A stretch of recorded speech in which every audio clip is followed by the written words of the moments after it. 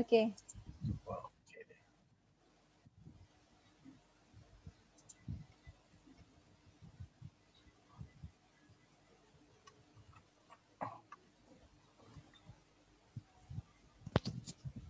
Okay, so sebelum Dr. Fu mula, saya rasa saya start dululah sedikit ya. Okay, Assalamualaikum dan selamat petang kepada semua. Okay, kita guna mix, okay, BMBI sebab santai-santai, okay. So terima kasih kepada Dr. Fu sudi meluangkan masa dengan kita pada petang ni. Okay, mungkin lepas ni nak pergi shopping kan? So kena bagi tahu wife, hold dulu I nak kena bagi lecture. Sebab dah lama tak boleh keluar kan? Iya, betul. Okay. So kita sangat menghargai jasa Dr. Fu sudi meluangkan masa. Okay, then also thanks to kawan-kawan yang sudi ada untuk hari ni. Okay, so I tak nak buang masa sebab you guys nak dengar Dr. Fu kan? Bukan nak dengar I. Okay. Okay, so dengan segala hormatnya Dr. Fu, please, the floor is yours. Okey, terima kasih Doktor. Selamat petang dan salam sejahtera kepada tuan-tuan dan puan-puan. Saya Dr. Fu dan hari ini saya nak bentangkan tajuk ataupun kongsilah. Saya tak berasa mau cakap bentang, okey. Kongsikan secara santai journey to PhD, maksudnya perjalanan PhD saya lah. Okey. Jadi terlebih dahulu saya nak berterima kasih atas kehadiran tuan-tuan dan puan-puan disebabkan meluangkan masa. Ya, sebenarnya saya rasa tuan-tuan dan puan-puan ada yang sedang ikut yang PhD ataupun master ataupun EDD kan. Jadi pun rasa akan meluangkan masa untuk menghadiri taklimat ini, taklimat singkat ini, ringkas. Dan juga terima kasih kepada Bofin Event Management disebabkan menyediakan platform yang begitu bermakna. So bagi saya satu peluang untuk berkongsikan pengalaman saya ataupun ilmu sedikit-sedikit ataupun tips-tips yang semasa dalam perjalanan PhD saya. Okay. Ini selalunya kita ada study of background kan, background of study. Okay, itu latar belakangan kan. Jadi sebenarnya kan kita kira-kira ada 23,000 pemegang PhD di Malaysia pada tahun 2016. Okey, dan jumlah PhD yang dihasrat oleh KPT pada tahun 2023 adalah 60,000. So saya rasa you are the next di sini. Ada berapa doktor di sini? Ada berapa peserta di sini? Ada 42. 42. Okey, 42 peserta di sini. I think you are the next. Adalah salah satu pemegang PhD yang dinanti-nantikan. Okey. So sebenarnya apa cabaran yang akan dilalui semasa perjalanan PhD kita? Nah, ini adalah petikan saya petik daripada Facebook itu, Doctorate Support Group itu. Tempo PhD 6 sem. Okay. Supaya 4 sem daripadanya adalah buat research. Bukan 5 sem masih tak habis betulkan proposal. Ini memang biasalah, biasa juga. Jadi, adakah masih menyediakan proposal? Adakah tuan-tuan dan puan-puan masih tiada idea tentang tajuk PhD? Ataupun masih cari jurang penyelidikan, maksudnya itu research gap? Ataupun sangkut dalam perjalanan PhD kah? Ataupun peruntukan wang tidak mencukupi, ataupun penerbitan tergantung apakah masalah dia, ataupun menghadapi tekanan semasa P3 proposal defense pre-Waiwa ataupun Waiwa. Jadi tanya kepada tuan-tuan dan puan-puan untuk yang meluangkan masa yang singkat ini, dan 30 minit hingga 45 minit yang seterusnya amat penting untuk tuan-tuan dan puan-puan. Disebabkan saya akan kongsikan pengalaman saya untuk membantu tuan-tuan dan puan-puan dalam perjalanan PhD. Dan harap pengalaman saya dapat menginspirasikan tuan-tuan dan puan-puan dan dapat grad. Okey. Okey, biasanya apakah image pertama anda terhadap PhD? Okey, kita boleh tengok di gambar raja di sebelah kanan. High school kita buat diploma, lepas tu buat associated degree, lepas tu kita further study pergi ke bachelor degree iaitu ijazah sarjana muda kan. 4 tahun. Dalam 4 tahun kita boleh belajar yang basic punya, lepas tu kita sambung lagi kepada yang master degree, itu ijazah sarjana. Dalam master degree ada mod A, mod B dan mod C kan. Saya rasa tuan-tuan dan puan-puan peserta-peserta rasanya memang ada master degree ataupun dalam perjalanan dalam PhD kan. Okey, master degree kita sudah tahu macam mana nak menyediakan bahan ilmiah yang berkualiti. How to write a well research master degree. So after that, we are going to PhD. Ya, PhD adalah untuk saya adalah 2 perkataan saya dalam PhD, iaitu novelty dan contribution. Maksudnya originality ilmu di mana. Dan satu lagi adalah sumbangan. Sumbangan adalah sumbangan untuk polisi kah, sumbangan untuk negara kah, sumbangan untuk yang body of the knowledge kah, itulah PhD dia. So kebanyakan orang ataupun pelajar akan ingat ataupun rasakan PhD adalah yang tertinggi di piramid. Okay, biasanya cikgu-cikgu di sekolah pun akan bagi tahu kita kan bachelor, master, lepas tu PhD. Is it the PhD is the highest level of intellect? Tekan 1 dalam chat. Saya nak tengok respon tuan-tuan dan puan-puan. Ada tak? Tekan 1 kalau ya. Kalau tidak, tekan 2.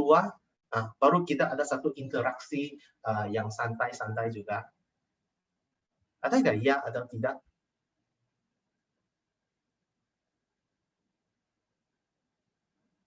Ada yang tekan 1? Ya, tekan 1. Tidak, tekan 2. Okey ya? Okey, tuan-tuan dan puan-puan, saya nak kongsikan dengan tuan-tuan dan puan-puan, kita perlu tukar mindset. Okey, sebenarnya PhD holder refers to a qualified researcher. Maksudnya PhD adalah penyelidik yang berkelayakan untuk buat research secara individu ataupun dalam pasukan. Okey, Hayton 2015 yang bagi tahu kita, instead of thinking a PhD as a top level of education system, it's better to think that it's bottom level of the professional academic system. This means that you are beginner and you need to develop the skill of a professional researcher. Okay, dalam gambar raja yang di sebelah itu kan, PhD adalah yang di paling bawah. Kita macam kan PhD adalah mula perjalanan yang baru dalam academic world, maksudnya dalam dunia kajian ini. So lepas tu ada postdoc, okay, boleh memohon jabatan yang postdoctorate di university kah, ataupun lecturer kah, profesor madya kah, full professor kah, lepas tu head of the department ataupun head of the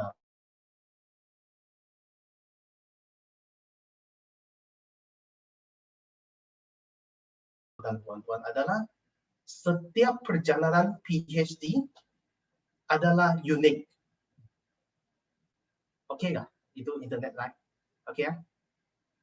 Ya, tadi macam sekat-sekat sikit, sekarang dah okey. Okey. Okey, sebenarnya kan perjalanan ada yang lancar, ada juga macam roller coaster.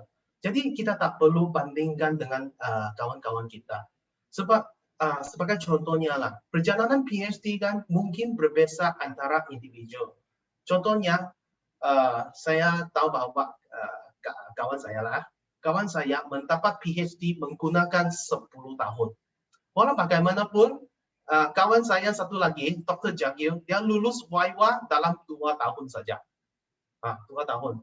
Lepas tu dia lepas YWA kan pada Januari kan, dia tunggu saya sampai November, kita sama-sama formal. So oleh itu tak perlu bandingkan dengan orang lain disebabkan perjalanan PhD kita adalah yang tersendiri dan unik punya. So ini semua berkaitan dengan yang menentukan nasib sendiri, sikap kita, dan saya nak emphasize di sini adalah cara kita belajar.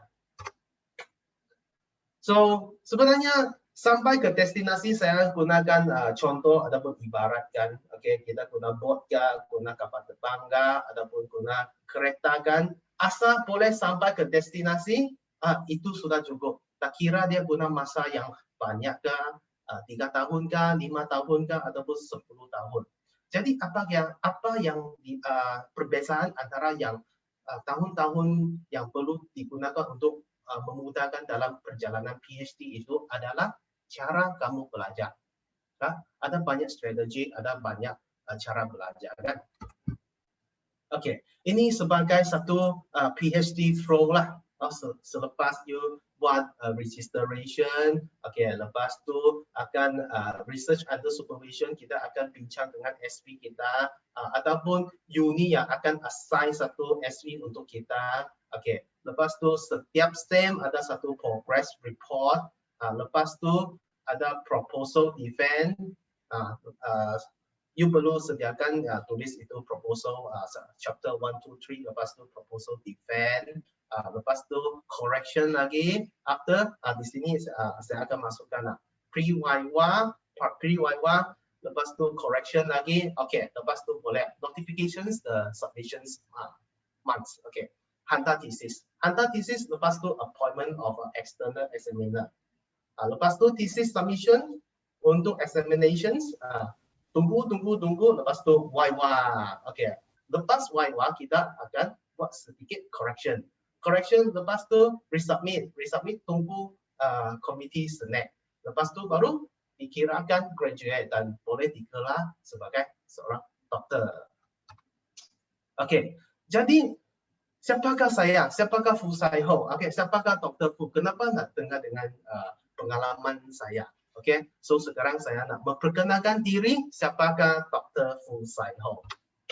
Ini merupakan latar belakang pendidikan saya. Saya major dalam mathematics, primary mathematics, ijazah sarjana muda adalah University of Hertfordshire. Dia training programs dengan yang Temenggong Ibrahim, Maktab Temenggong Ibrahim, first class honor. Lepas tu saya sambung belajar dengan yang mathematics education, pendidikan matematik di Universiti Pendidikan Sultan Idris dan dapat Dean Award, itu anugerah ikan dengan CGPA yang di 3.9. Kalau saya tak silap, saya ikut itu mod B, saya bukan mod A semasa master. Lepas tu dalam PhD, saya PhD dalam Science Education, GOT, Graduate on Time, dapat itu Aspiration Award, anugerah aspirasi, Dean Award, anugerah ikan, dan Best PhD Thesis Social Science Award.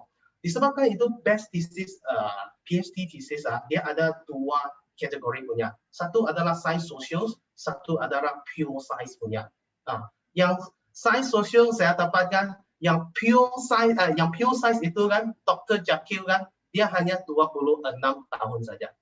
26 years old, very young, a very young PhD holder. Jadi saya pun ada pergi ke persidangan. Saya rasa ini persidangan untuk yang membentangkan, buat pembentangan adalah salah satu kriteria untuk grad, untuk PhD. Jadi saya dalam sumbangan akademik saya pun selalu ada buat presentation, pergi menyertai persidangan antarabangsa. Biasanya saya akan aim itu antarabangsa lah. Sebenarnya kebangsaan pun boleh juga. Terpulang kepada tuan-tuan dan puan-puan lah. Nanti kita akan di bengkel yang seterusnya kita akan bincang macam mana nak pilih persidangan yang sesuai untuk anda, ataupun persidangan di luar negara ataupun yang sesuai dan bermakna. Lepas tu tuan-tuan dan puan-puan pun boleh menjadi peserta untuk persidangan dulu. Kalau rasa tidak yakin diri untuk membentang di semua orang kan, banyak yang academician kah, ada yang profesor kah, ada yang lecturers kah, semua. Lepas you bentang kan, mereka akan tanya soalan punya. Jadi sedia untuk jawab. Sebenarnya saya rasa persidangan kan sangat bagus untuk melatih dan mempekalkan diri dengan keyakinan semasa membentang. Selepas itu saya juga merupakan seorang penulis. Okey, saya pernah tulis 2 buku, 1 buku rujukan, 1 buku latihan ya. Matematik punya, lepas tu 1 adalah subsidizing a precursor to counting. Dalam perjalanan PhD, mesti kita akan terbitkan jurnal, artikel dalam jurnal. Jadi ini adalah artikel-artikel yang pernah saya terbitkan. Okey, lepas tu you akan buat satu need of analysis kah, lepas you dapatkan data kah, boleh keluarkan jurnal artikel lagi kah. Itu kita akan teruskan yang lebih mendalam dengan dalam bengkel yang seterusnya lah. Okey, dalam pertandingan inovasi, saya pun aktif dalam pertandingan inovasi. Saya juga M yang international punya pertandingan inovasi. Yang terkini punya adalah 2021 itu adalah International Multidisciplinary Innovations Competition. Saya ada 2 kumpulan dalam compete dalam pertandingan ini. 1 dapat gold, 1 dapat silver. Dan dalam perjalanan PhD saya pun ada mengambil masa untuk buat pertandingan inovasi, yaitu 2019 itu Dyscalculia Toolkits adalah sub-product daripada thesis saya dan juga mendapat Platinum Winner of International Summit of Innovation and Design Expositions inside 2019. Selepas grad, saya teruskan dengan research saya dan 2020 untuk Dyscalculia Apps itu saya pun dapat Platinum Winner of International Insights UM punya. Lepas tu tahun ini saya teruskan dengan Reconnecting Learning saya untuk mendapatkan Gold Award dalam pertandingan inovasi dan innovation. Dalam bengkel yang seterusnya saya pun akan kongsikan macam mana saya sertai pertandingan inovasi dan kongsikan ilmu dan kongsikan pengalaman saya untuk tuan-tuan dan puan-puan. Okey, saya juga sebagai pakar rujuk untuk panel profesional semakan kandungan soal selidik instrumen penyelidikan di peringkat kedokteran, okey, di UMS ke, UPSI ke, ataupun pakar temu buah ke di UPSI. Okey. Saya juga sebagai penceramah, macam hari inilah saya pun juga sangat terima kasih kepada Bovin Event Management memberi peluang untuk saya buat ceramah taklimat ringkas sedikit untuk tuan-tuan dan puan-puan. Saya pernah jadi penceramah secara online untuk Persatuan Penyayang Kanak-kanak Istimewa Johor Bahru dan pun pernah menjadi penceramah jemputan di BFM Sabah dan Red FM di Sarawak. Okey, saya juga adalah editor untuk jurnal Pendidikan Awal Kanak-kanak Kebangsaan JPAKK bagi tahun 2021 sampai 2023 dan juga reviewer bagi Journal of Science and Mathematics Education in Southeast Asia dan Jurnal Pendidikan di Indonesia. Jadi saya rasa saya perlu sintesis itu pengalaman kan untuk berkongsi kepada tuan-tuan dan puan-puan untuk tujuan membantu tuan-tuan dan puan-puan melancarkan perjalanan PhD tuan-tuan dan puan-puan. Sebabkan dalam perjalanan PhD kan masa sangat terhad dan masa sangat penting. Disebabkan walaupun kita sudah selesaikan penulisan ataupun pembacaan kan, kita perlu tunggu lagi. Selepas kita hantar itu draft kita perlu tunggu. Bukan kita hantar draft next week sudah proposal defend. Tidak. Mesti ada melalui prosedur dia isi form mencari SB tanda tangan Jadi saya nak kongsikan dengan tuan-tuan dan puan-puan adalah cara yang lama akan menjadikan keputusan yang lama ataupun masih kekal. Maksudnya kan membaca. Okey, lepas tu masih mencari maklumat guna Google Scholar kah? Ataupun masih sangkut mencari jurang penyelidikan. Jadi keputusannya adalah masih mencari idea. Okey, Cara nak saya kongsikan contohnya, membaca mesti selektif. Okey, bukan semuanya perlu baca. Sebab di internet kan terlalu banyak yang bahan bacaan. Apakah yang perlu dibaca? Perlu pilihkah? Macam mana kita pilih? Okey?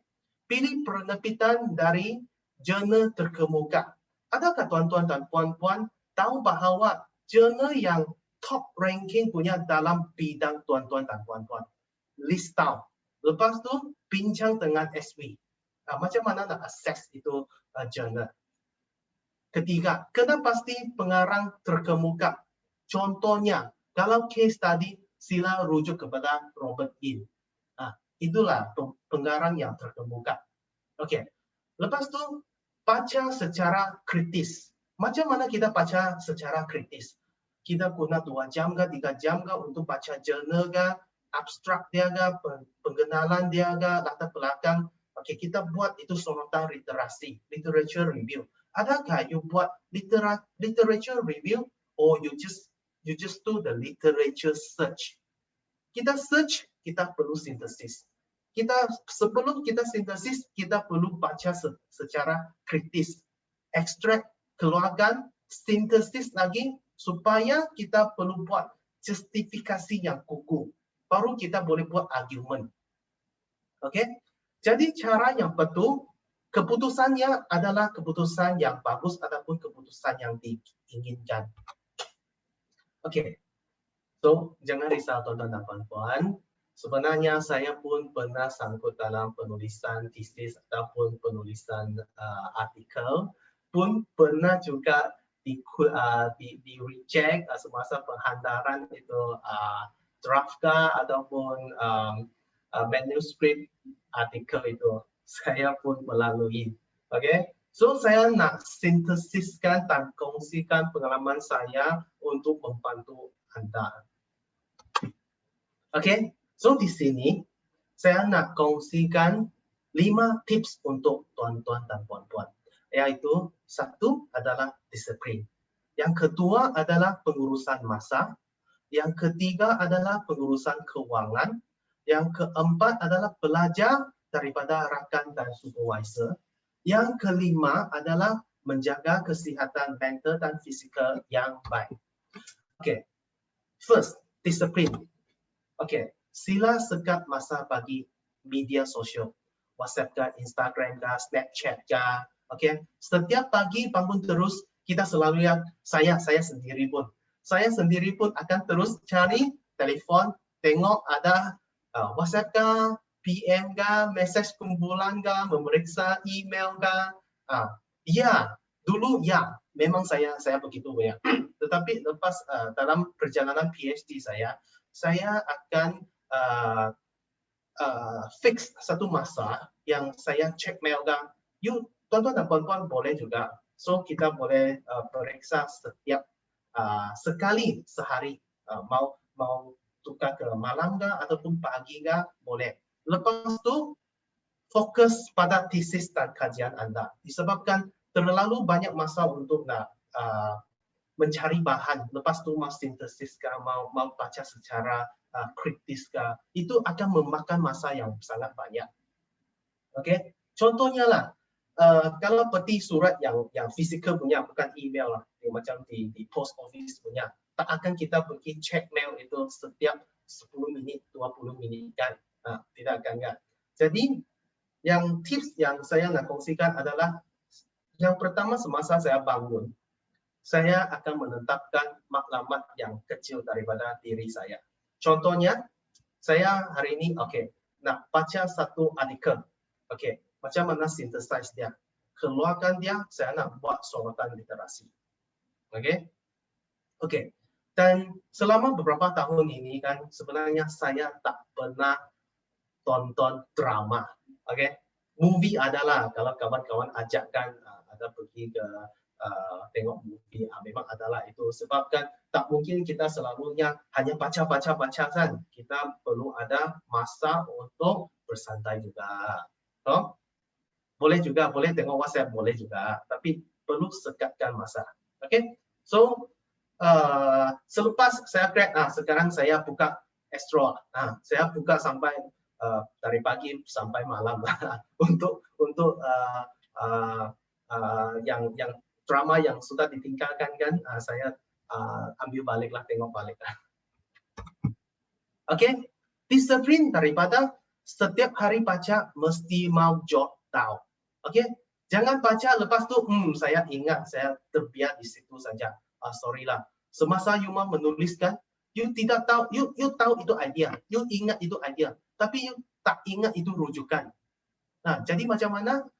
Dalam bengkel yang seterusnya saya akan kongsikan macam mana nak jot down dan simpan di mana. Okey, disebabkan senang merujuk balik semasa you buat itu penulisan, dan sila bina folder dalam laptop. Okey, dan backup data. Ini sangat penting. Saya mau cakap 3 kali. Sangat penting. Sila backup data. Apakah yang sudah ditulis jangan delete. Okey, jangan delete. Mungkin paper ini kan you rasa itu ayat-ayat kan tidak sesuai kan, you rasa tidak sesuai, lepas tu you delete. Jangan delete, you simpan dulu. Okay? Mungkin yang paper yang lain kan, you rasa dia sesuai. Okay? Jadi jangan delete, backup your data, and then categorize your data. Okay? Dalam folder-folder kan simpan. Okay. Ini journal untuk metodologi punya. Okay. Ini untuk yang bidang Anda punya. Contohnya saya dyscalculia, saya journal-journal yang berkaitan dengan dyscalculia saya akan simpan dalam folder itu. Oke, yang kedua adalah pengurusan masa. Oke, disiplin ada korelasi dengan pengurusan masa. Oke, disebabkan kita perlu sediakan jadual PhD dan jadual waktu rutin Anda. Oke. Kalau tuan-tuan dan puan-puan ada yang ambil HLP ataupun HLPS kan, memang bahagian beasiswa akan suruh tuan-tuan dan puan-puan sediakan itu cadangan. So, cadangan itu sangat amat penting untuk menyemak balik. Adakah manakah bahagian you sudah sampai? Okay, sedang sediakan jadual PhD dan sekurang-kurangnya 4 hingga 6 jam setiap hari untuk membaca dan menulis. Okey, ini untuk pengalaman saya tak semestinya sesuai untuk semua orang ataupun setiap orang boleh komit dalam 4 hingga 6 jam ini untuk membaca dan menulis. Okey. Dan productivity jadual tetap untuk yang belajar sepenuh masa. Maksudnya dia ambil HLP ataupun sepenuh masa dia ada pekerjaan. Saya bagi cadangan adalah 8 hingga 5 setiap hari. Okay? Untuk pengalaman saya setiap hari semasa saya buat PhD, yang paling kurang 6 jam. Okay? Sampai 8 jam setiap hari. Dan Sabtu dan Ahad kan 8 hingga 12 jam. Itulah pengalaman saya lah. Tapi saya nak emphasize bukan sesuai untuk setiap orang. Okay? So, Anda sebenarnya dapat mencapai productivity yang lebih tinggi dengan cara yang betul. Okay. Nak kongsikan lagi adalah sila mohon cuti pelajar. Ada 30 hari setahun kan untuk memudahkan itu pergi bengkel kah, pergi persidangan kah. Dan boleh juga seralaskan masa untuk bersukan atau bersantai. Ya. Saya frankly speaking lah, saya ada kurangkan masa untuk bersukan lah, masa itu. Dan bersantai pun sedikit lah. Okey, yang terakhir adalah pergi ke perpustakaan atau akses di e-perpustakaan. Di Gambar Raja di situ kan, saya ambil latte kan, di situ nampak latte di situ kan. Sebenarnya kafe itu kan di library dalam. Kafe di library, bukan di luar, di dalam itu. Kalau tuan-tuan dan puan-puan ada masa, tapi sekarang CMCO kan. Kalau sudah terbuka, sila kunjungi library UMS. Memang ada satu kafe dalam itu library tersebut. Okey. Selain daripada pergi ke library university sendiri, saya pun selalu rujuk tesis di library UPSI dan library di UM. Sebenarnya kan kita perlu guna student card itu kan selalunya boleh akses masuk ke saya rasa boleh masuk setiap perpustakaan di universiti yang lain. Okey, untuk merujuk kepada tesis kah, untuk jurnal-jurnal, untuk membaca jurnal kah, yang lain kan. So kita boleh mengumpulkan data yang diperlukan ataupun akses e-perpustakaan. Okey, e-perpustakaan ini sangat penting disebabkan kan e-perpustakaan kita ada IT pelajar kan. IT pelajar itu boleh akses jurnal-jurnal. Okey, yang subscription punya kan guna e-perpustakaan. Kalau jika universiti itu ada subscribe itu jurnal, so kita boleh akses dan buat senang untuk kita buat itu literasi review, literasi sorotan literature. Okey atau tuan-tuan dan puan-puan? Okey, yang ketiga adalah sila belajar daripada rakan dan supervisor.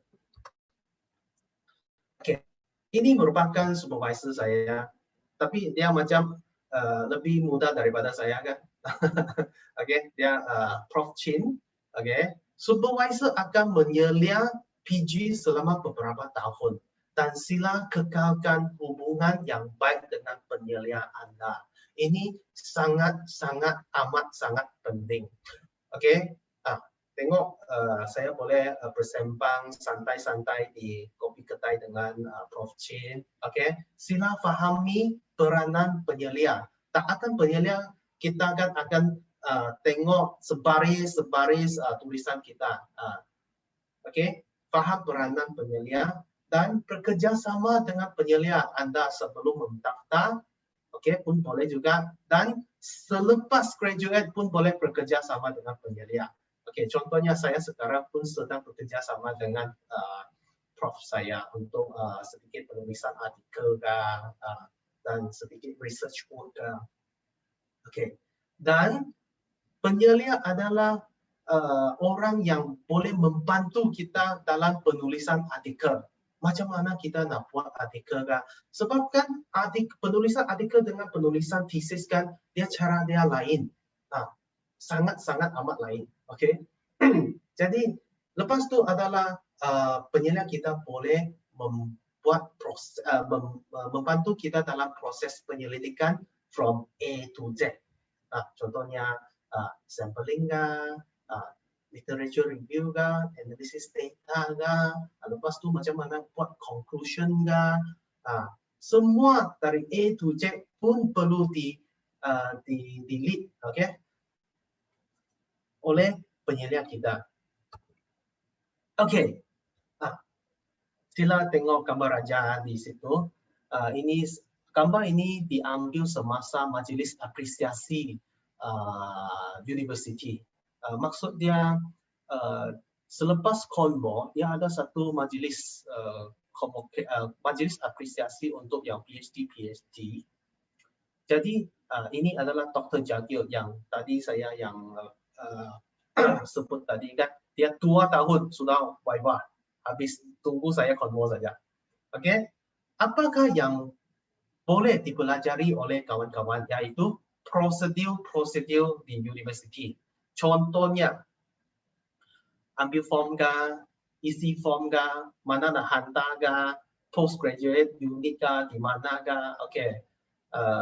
Yang kongsikan maklumat kah, formatting kah, printing kah, macam mana nak dapatkan info, okey, dan kongsikan info. Contohnya bengkel, ada bengkel kita boleh sama-sama pergi kah, ataupun pertandingan inovasi kah, dan selalu memberi semangat kepada saya. Disebabkan Dr. Jagil dia sangat cepat, dia punya perjalanan PhD sangat cepat. Saya mau kerja pun tidak sempat. Okey, ya, sini saya pun nak kongsikan. Dia buat kuanti punya, saya buat kuali. Okey, dia buat kuanti, dia lepas collect data analysis, terus boleh Waiwa sudah. Saya collect data masih mau beberapa bulan lah. Saya nak analisis data itu transcribe lah, lepas tu matching lah, itulah inilah. Wah, tak dapat kerja dia. Okay. Tapi itu terpulang kepada individu lah. Mungkin saya yang lambat. Okay. Oke, yang keempat adalah pengurusan keuangan. Dulu saya sebelum buat PhD, saya ingat buat PhD macam buat master, bayar yuran saja, bayar yuran, lepas tu baca, lepas tu grade, oke? Tetapi selepas saya daftar, baru saya tahu perlu ada pengurusan keuangan. Contohnya yuran tuition. Kalau tuan-tuan dan puan-puan sudah dapat HLPS ataupun HLPS kan, oke, selesai. Lepas tu perlu buat satu pendaftaran bayar dan kursus metodologi kan, itu memang wajib punya. Saya rasa setiap uni pun perlu juga. Oke, lepas tu perlu pergi menyertai persidangan antarabangsa. Persidangan antarabangsa perlu bayaran punya. Tapi untuk yang pelajar sebelum masa, saya rasa dapat allowance. Tapi tertakluk kepada terms and condition university yang masing-masing lah. Saya tak berapa tahu universiti yang lain macam mana dia punya terms and condition. Oke, yang ketiga, yang keempat adalah penginapan dan pengangkutan. Kalau saya tak silap, saya ulang alik ke UMS kan 20 lebih kali. 20 lebih kali disebabkan menghadap tesis kah, mau buat correction kah, mau cari bahan kah, mau cari SP tanda tangan kah. Oke, so kita perlu ingat bahawa itu kos penginapan dan pengangkutan. Oke, macam contohnya kolik saya, dia buat PhD di UM. Saya tanya, wah, dia kerja di Sabah, buat PhD di UM. Saya tanya kolik saya, wah, Puan, macam mana you menguruskan keuangan Puan? Saya cakap, saya akan sediakan 500 untuk tiket kapal terbang setiap kali pergi. Jadi berapa kegerapannya you pergi sana coba SB?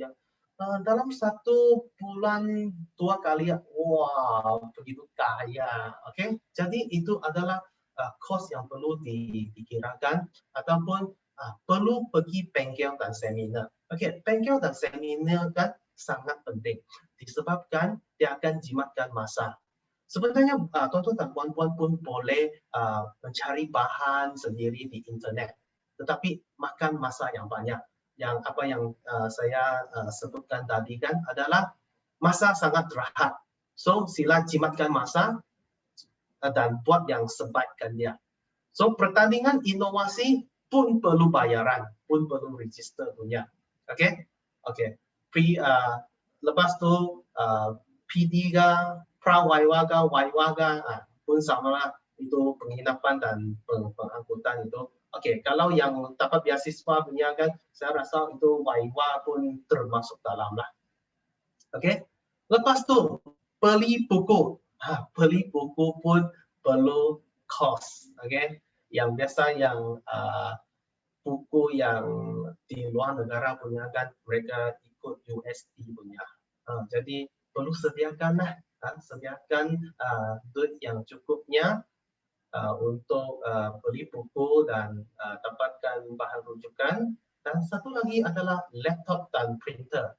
Sila sediakan laptop yang boleh dikatakan canggih sedikit kan.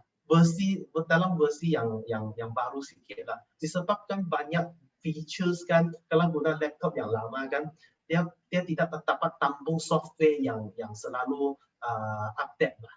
Contohnya Mendeley. Saya cuba mau guna Mendeley dalam laptop lama saya, tetapi kan tidak boleh tampung. Sekali dia buka kan, laptop saya hang, lagging. So sila sediakan laptop yang rasa tuan-tuan dan puan-puan rasa boleh tampung dan ikut suka hati sendirilah. Oke. Oke, yang kelima adalah Sila menjaga kesihatan mental dan fizikal dengan baik. Okey, bersenam, okey, bolehlah. Okey, selalu berdoa dan berteman dengan ahli keluarga dan balance diet.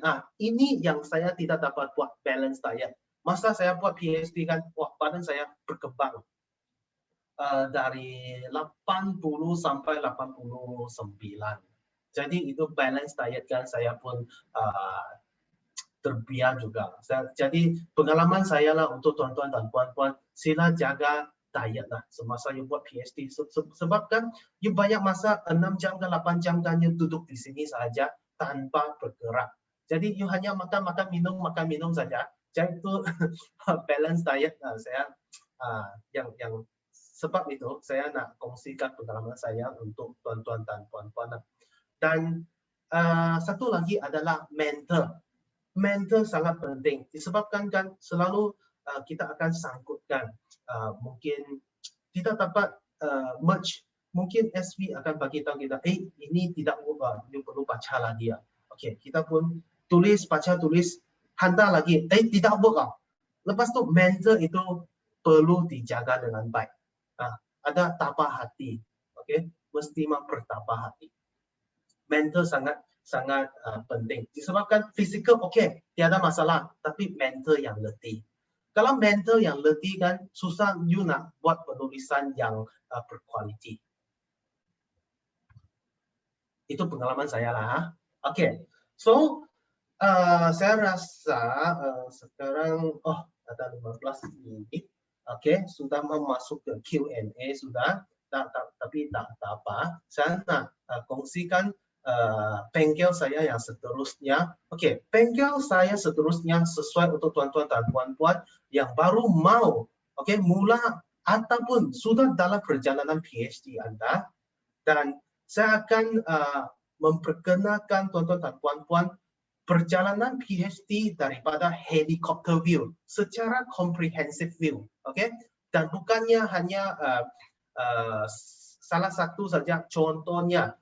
Metodologi punya, okey, sila pergi ke bengkel yang lain di Bofin Event Management, ada banyak-banyak kan, okey, masuk ke dalam.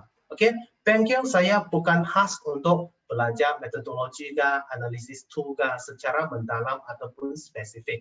Okey, bengkel saya adalah yang akan bagi tahu tips-tips kepada tuan-tuan dan puan-puan macam mana graduate on time. Okey, perlu kenalkan diri ke, apakah tanggungjawab PG, paradigma, penyelidikan ke, itu ontologi ke, emistologi ke. Okey, adakah perlu memilih SV ke ataupun university? Kenali SV anda ataupun keyakinan pembentangan, macam mana kita nak buat itu catakan PhD, dan apakah itu natural setting, sangat penting. Macam mana kita nak buat research. Okey, untuk PG yang baru, okey, saya akan kongsikan macam mana buat memilih topik PhD ataupun memperkenalkan itu proses penyelidikan, memperkenalkan bukan secara mendalam, sebab itu kalau secara mendalam saya rasa 2 hari 3 hari pun perlu diperlukan. Okey, macam mana mempermohonkan beasiswa, kepentingan menyertai persidangan dan bengkel, macam mana pilih bengkel yang betul ataupun pilih persidangan ataupun pertandingan inovasi yang sesuai untuk bidang anda. Okey, dan memperkenalkan itu assistance writing tools macam Grammarly ke,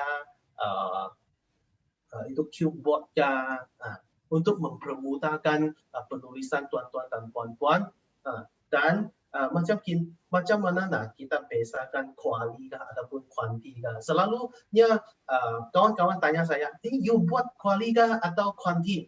Itu persoalan yang sangat bagus. Kenapa you buat kuali ataupun kenapa you buat kuanti? Okay, Dr. Fu, sorry. Slide memang tak bergerak ke ataupun memang yang ni? Yang gambar helikopter ya?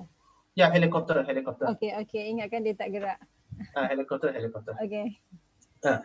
Jadi untuk yang PG yang dalam perjalanan, saya akan kongsikan macam mana membaca secara kritis. okay? Ataupun penulisan yang sintesis. Kita rujuk balik kepada yang sintesis kan, kita macam senang saja kan sintesis, tetapi kan kita perlu ada teknik macam mana kita synthesize itu penulisan. Okay, ataupun penerbitan artikel kan, saya akan kongsikan pengalaman saya sebagai seorang penulis ataupun seorang editor ke, reviewer ke, apakah kriteria dalam satu artikel macam mana nak kita buat itu is a good research, is a good paper, okay? Ataupun kenali ke alat analisis ke, apakah alat yang perlu digunakan, okay? Dan bincang dalam fieldwork, macam mana kita nak buat research dalam fieldwork, okay? Ini adalah hantar thesis hard copy saya, lepas tu hantar satu CD. Saya rasa tuan-tuan dan puan-puan pun rasa ini adalah saat-saat yang dinanti-nantikan. Okay, hantar thesis. Okay, lepas tu dapatkan scroll. Okay, menerimakan scroll PhD. Okay, lepas tu ada satu majlis untuk dapatkan itu majlis apresiasi untuk dapatkan anugerah thesis yang terbaik. So saya pun harap tuan-tuan dan puan-puan saya boleh menginspirasikan tuan-tuan dan puan-puan untuk meneruskan ataupun boleh pengalaman saya boleh membantu tuan-tuan dan puan-puan supaya boleh melancarkan perjalanan PhD tuan-tuan dan puan-puan. So, wanna big impact sertailah bengkel yang seterusnya ataupun bersama dengan Bofin Event Management. So, thank you. Any questions? Thank you Dr. Fu. Dekat chat box ada soalan? Chat box ada soalan tak? Kejap Kawan-kawan jangan segan silu, boleh post soalan. Ambillah peluang untuk tanya soalan kepada Dr. Fu yang saya kira sangat excellent. Saya pun tak dapat di award. Kejap. Itu chat box saya tak nampak. Dekat bawah Doktor, you akan nampak yang chat gambar apa? Chat box. Saya chat box. Dia dekat button share screen, dekat button number of participants. Number of participants. Kejap. Biasa dekat bahagian bawah screen.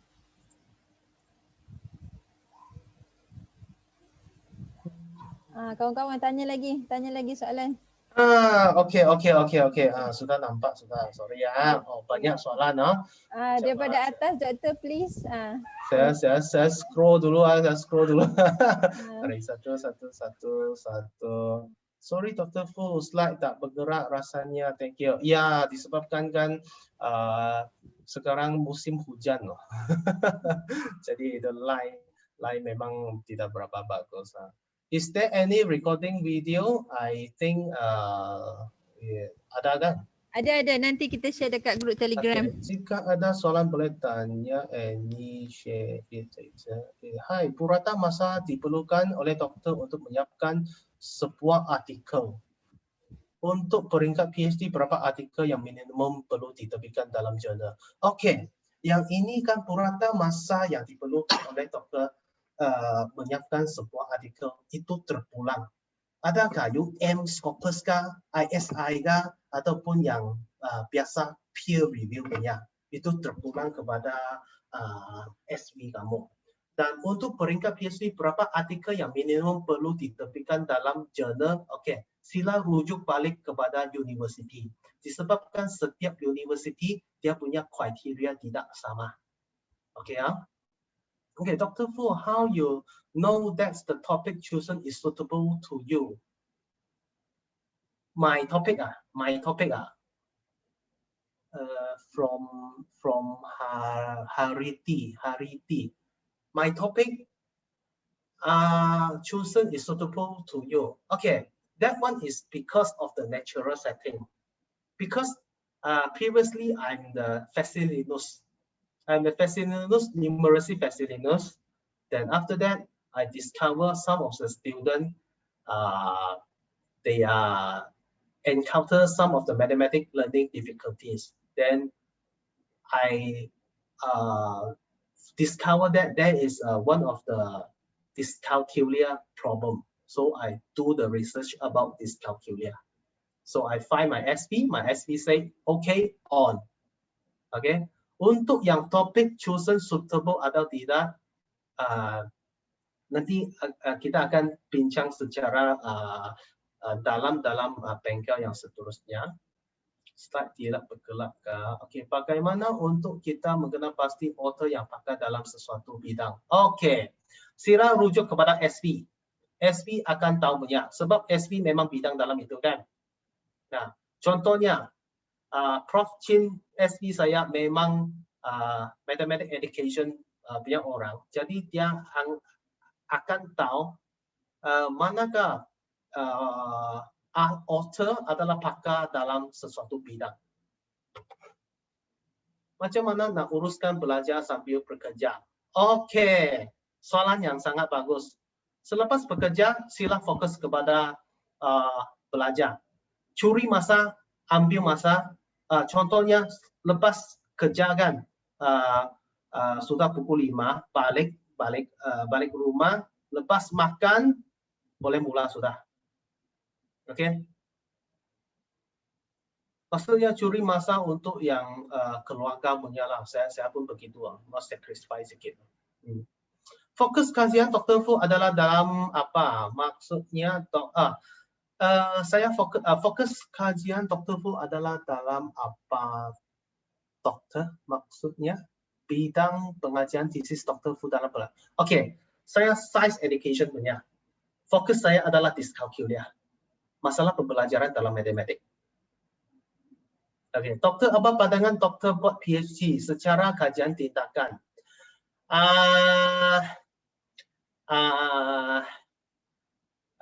Kajian tindakan saya rasa, tapi sebenarnya kan di luar negara saya ada nampak PhD dalam kajian tindakan.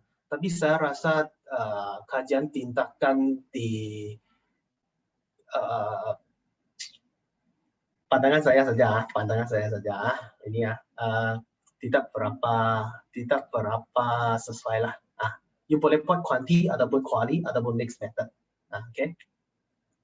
Hai Dr. Fu, doktor bagaimana doktor kekalkan fokus dan motivasi? Pergi bengkel, pergi ke persidangan, pergi ke inovasi, pertandingan inovasi akan buat you sangat bermotivasi dan fokus. Yes, your topic. Doktor nak tanya sekarang ni tajuk PhD apa yang sesuai diambil, yang ada value untuk masa kini dan akan datang. Itu terpulang kepada bidang tuan-tuan dan puan-puan. Okey. Bagi bidang matematik mencari gap, apakah kaedah yang sesuai? Adakah literature metrik juga? Terima kasih doktor. Okey, kalau literature metrik itu kan saya showkan tuan-tuan dan puan-puan untuk ambil bengkel SLR, Systematic Literature Review. Okey. Untuk mencari gap kan dia ada banyak method. So saya sudah sebutkan dalam bengkel yang seterusnya kan kita akan masukkan macam mana kita cari itu gap, itu jurang penyelidikan itu. Okey, saya rasa semua soalan saya sudah jawab. Okey, sampel doktor adalah di kalangan murid sekolah rendah, fokus pada murid tahap berapa? Sebab saya fokus pada murid tahun 2 sesuai tak instrumen soal selektif motivasi dan minat murid. Soalan ini saya rasa perlu kejap ada lagi ya, satu-satu Okey, sesuai atau tidak perlu rujuk balik kepada SV. Okey, SV ya. Sebab saya tak ada nampak soal selektif kamu. Mungkin juga Tuan Basri boleh lantik saya sebagai pakar lantik saya sebagai pakar itu panel kan, okay?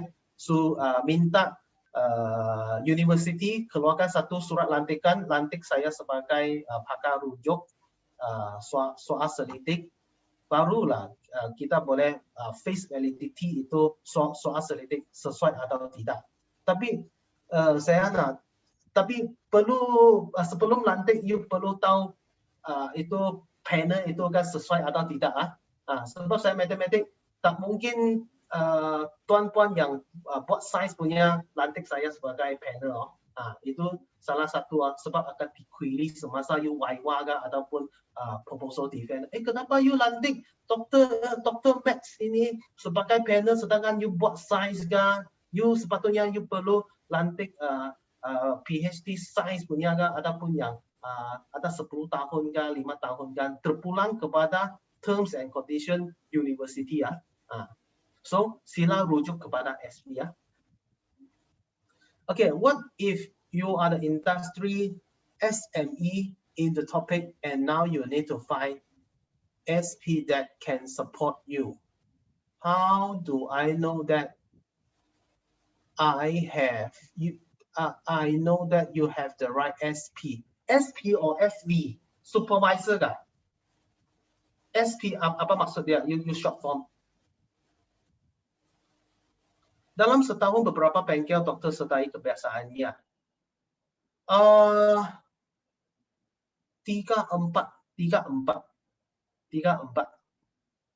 untuk kekalkan fokus dan bermotivasi. Ya, selalunya itulah yang saya nak kongsikan tips itu kan belajar daripada rakan kan. Sebab kan Dr. Jagil kan selalu suruh saya, marilah jom kita pergi ke bengkel sama-sama. Saya pun ikut sajalah. Ya, sebab saya pendidikan maths. Nanti diusahakan Dr. Jagil. No problem. SP supervisor. SV ya. Supervisor is SV ya. Dalam SME in the topic and now you need to find an SP that support you. How do you know you have the right SP? That's the point I need to do it in the following bengkel. So please join my bengkel, and I will tell to all of you how to select your suitable SP.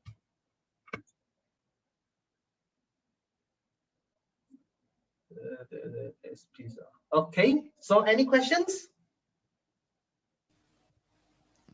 Ada lagi tak yang nak tanya soalan?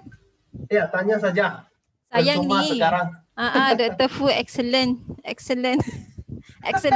ex-PhD students. Thank you.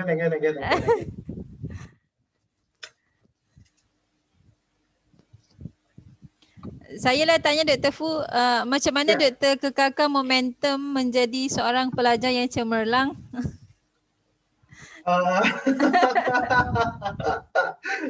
Mungkin saya suka belajar lah dan satu lagi saya nak kongsikan kan sebab saya nak tolong murid saya.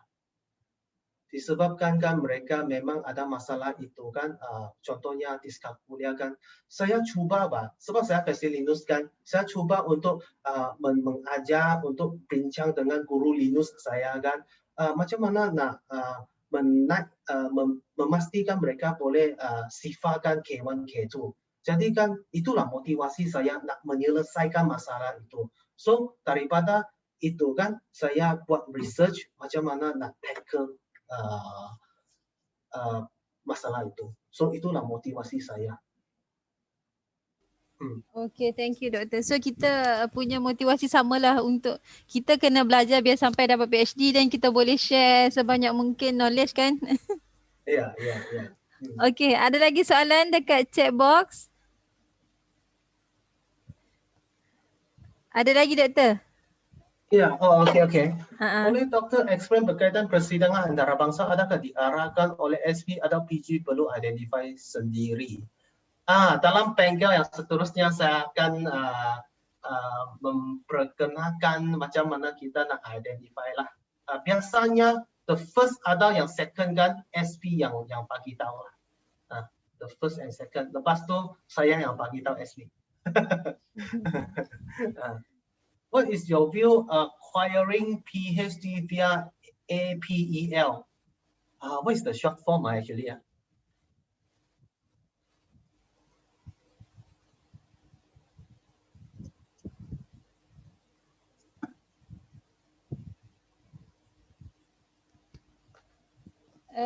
Cik Hariti boleh buka voice kot. Cuba Ya, cakap. ya. Sebab you tulis short form kan.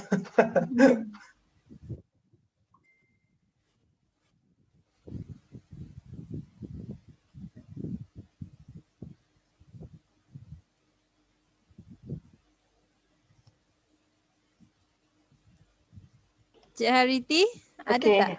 Okay. All right, Yeah, sorry. hi. MQA, hi, Dr. Fu. Hi. MQA has just launched their APEL program, APEL A, C, and Q, for industry, people to actually acquire MBA or even degree or even PhD through APEL. So what do you think about, if you're already the industry expert and you want to actually acquire a PhD through APEL? Which means that is the PhD industry, right? Yeah. Oh, okay. That one I can't answer this one because I'm not familiar with this. Okay.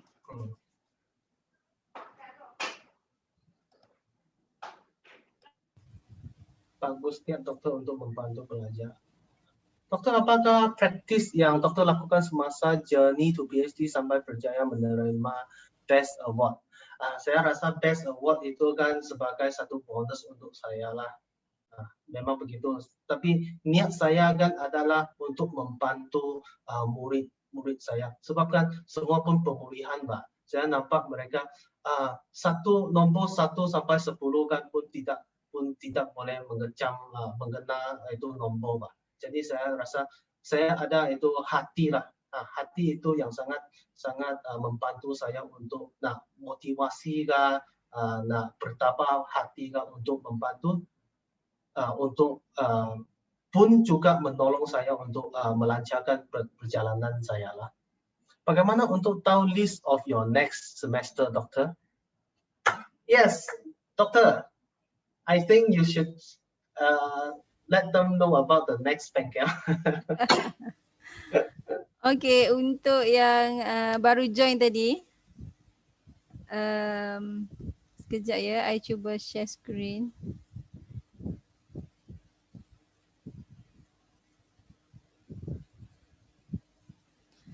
Okay, ini saya tak bincang dengan Dr. Fu tentang 10% diskaun. I pandai-pandai je ni Dr. Fu. Oh, tak apa.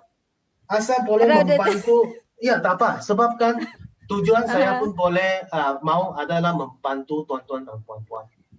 Okay, Alhamdulillah. Ya. Okay, there's no problem. So saya pandai-pandai je, saya dah plan, saya nak request dengan Dr. Fu yang ada dekat sini hari ni, kita minta lah 10% discount Dr. kan. So kalau yang tak ada kat sini mungkin dia akan dapat 40 ringgit lah. So ini adalah tips untuk GOT. So mungkin Dr. Fu boleh cerita tak sikit sebanyak tentang kelas ni, dia punya pengisian tentang kelas ni. Okay. Sebenarnya saya sudah sebutkan tadi, kenalkan diri. Okay, apa maksudnya kenalkan diri? Apakah strength Anda? Okay, adakah master kamu buat quali kah? Okay, you jangan buat quanti.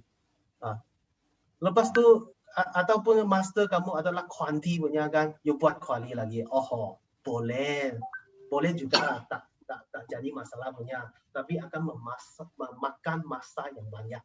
Okay, pengalaman saya, contoh saya lah, dari bachelor, master, PhD, saya orang quali. Saya orang quali lah. Lepas tu tanggung jawab PG sendiri, apa yang tanggung jawab sendiri. Lepas tu paradigma penyelidikan. Okay, memilih SV, macam mana nak kita tahu SV kita ataupun mau pilih uni yang berdekatan dengan kita, antara dua mana yang you perlu pilih. Dan lepas tu kenali SV kamu. Okay, apakah kehebatan SE kamu dan keyakinan pembentangan. Okay, macam sebenarnya saya adalah lebih kepada yang English speaking punya. Okay, so saya pun selalu untuk berlatih untuk macam mana nak buat pembentangan dalam BM kah, bahasa Cina kah, ataupun English. Okay. Ya, biasanya lah kalau pembentangan kan yang pertama kali kan mesti mau tengok tengok itu teks, okay? Sediakan teks. Tetapi itu ada pro dan cons. Pro adalah you ikut itu teks baca, tetapi cons dia you punya audience kan akan nampak you tak buat persediaan yang sangat bagus.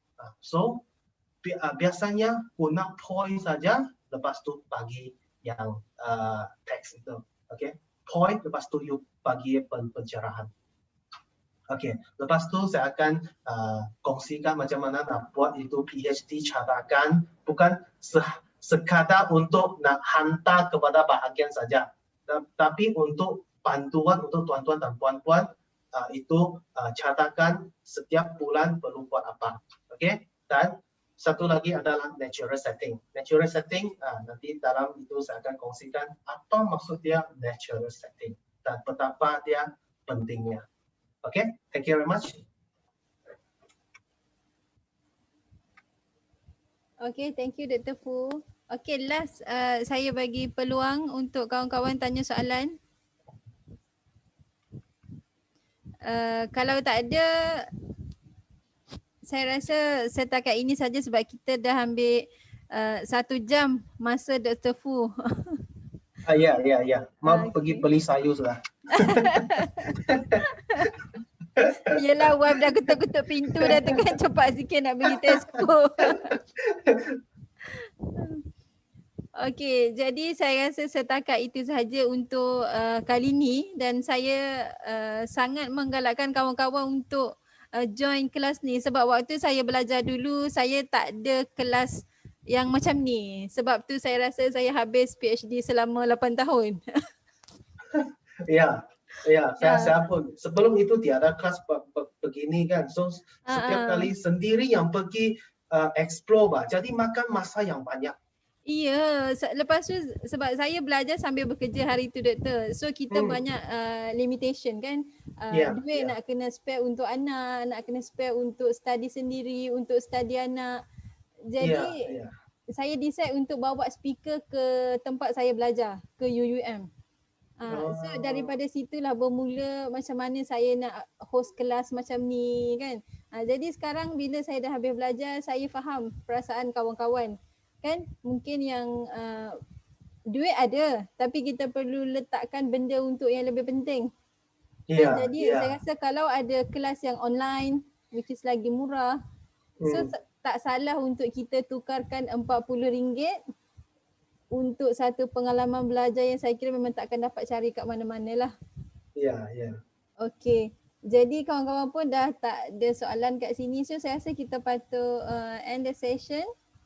Okay, thank you very much. Thank you. So, thanks everyone. Kita still keep in touch dalam group Telegram. So nanti recording saya akan share kat situ ya. Thank you. Okay, thank you.